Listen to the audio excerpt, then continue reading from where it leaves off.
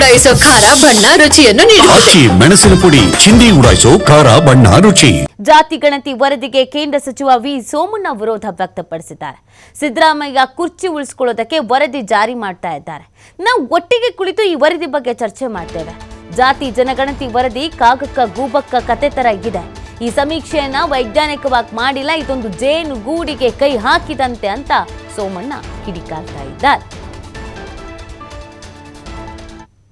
ಅವರು ನನ್ನ ಚೇರನ್ನು ಉಳಿಸೋಲ್ರು, ಹೈಕಮಾಂಡು ನನಗೆ ಈಗಾಗಲೇ ಮೌಖಿಕವಾಗಿ ಅಧಿಕಾರವನ್ನು ತ್ಯಜಿಸಬೇಕು ಅನ್ನೋ ದೃಷ್ಟಿಯಿಂದ ಹೇಳಿದ್ದಾರೆ.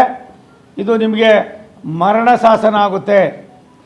ನಿಮ್ಮವರೇ ನಿಮಗೆ ಎಲ್ಲೋ ಒಂದು ಕಡೆ ಭಾರಿ ವ್ಯವಸ್ಥಿತವಾಗಿ ಪಿತೂರಿಯನ್ನು ಮಾಡಿ ನಿಮ್ಮ ಚೇರನ್ನು ಕಸಿತಕ್ಕಂಥದಕ್ಕೆ ತಮ್ಮ ಮೂಲಕ ಈ ವರದಿಯನ್ನು ಎಲ್ಲೋ ಕಾಗಮ್ಮ ಗೂಗಮ್ಮನ ಕೆಲಸ ಮಾಡಿರ್ತಕ್ಕಂಥ ಈ ವರದಿಯಲ್ಲಿ ಸಾಧಕ ಬಾಧಕಗಳ ಜೊತೆ ಸತ್ಯಾಂಶ ಭಾರಿ ಕಡಿಮೆ ಇದೆ.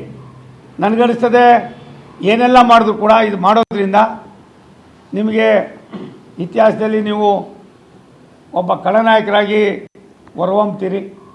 ನಾನು ಮತ್ತೊಮ್ಮೆ ವಿನಂತಿ ಮಾಡ್ತೀನಿ, ನಿಮ್ಮ ಅನುಭವ, ನಿಮ್ಮಲ್ಲಿರ್ತಕ್ಕಂಥ ಚಿಂತನೆ ಎಲ್ಲ ವರ್ಗದವರಿಗೂ ಕೂಡ ನೀವು ಸಮಾನವಾಗಿರಬೇಕು ಅಂತ ನೀವೇನು ಮಾತಾಡ್ತಾ ಇದ್ರಿ ಅದನ್ನು ಮಾಡಬೇಕು ಅಂದರೆ ಈ ವರದಿಯನ್ನು ತಿರಸ್ಕಾರ ಮಾಡಿ ಇನ್ನೊಂದು ಇದಕ್ಕೆ ನೀವೇ ಆದೇಶ ಮಾಡಿ 3 ವರ್ಷಗಳ ಕಾಲ ನೀವೇ ಮುಖ್ಯಮಂತ್ರಿಗಳಿರಿ ಬಂದಂಥ ವರದಿಯನ್ನು ಮುಂದೆ ಬರ್ತಕ್ಕಂಥದ್ದನ್ನು ಬಂದ ತಕ್ಷಣವೇ ಅದನ್ನು ಮಂಡನೆ ಮಾಡಿ ಯಾರ್ಯಾರಿಗೆ ಯಾವ್ಯಾವ ರೀತಿ ಅವರ ಒಂದು ಇದಿದೆ ಜಾತಿಯಲ್ಲಿ ಅಂಥವ್ರಿಗೆ ನೀವು ಯಾವ ರೀತಿ ವರ್ಗಗಳನ್ನು ವಿವರಣೆ ವಿಂಗಡಿಸ್ಬೋದು, ವಿಂಗಡಿಸ್ತಕ್ಕಂಥ ಕೆಲಸ ಮಾಡೋದು ಸರಿಯಾಗಿದೆ.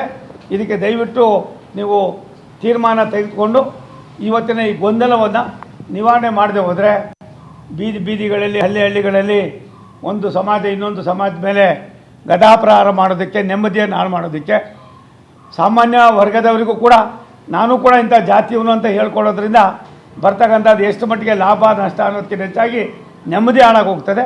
ಇದಕ್ಕೆ ನೀವು ಕೈ ಹಾಕಬೇಡಿ. ಈ ವರದಿಯನ್ನು ತಿರಸ್ಕಾರ ಮಾಡಿ ಮತ್ತೊಂದು ವರದಿಯನ್ನು ಮಾಡಿ 3 ವರ್ಷದಲ್ಲಿ ಅದನ್ನು ಒಂದು ಹಂತಕ್ಕೆ ತಂದು ಒಳ್ಳೆಯ ತತ್ವನಿಷ್ಠ ರಾಜಕಾರಣಿಗಳು, ನಾನು ಯಾವ ಇದರೊಳಗೂ ಕೂಡ ಇಲ್ಲ ಅಂತ ತಾವೇನು ಹೇಳ್ಕೊತೀರಿ ಅದಕ್ಕೆ ಒಂದು ಮುನ್ನುಡಿಯನ್ನು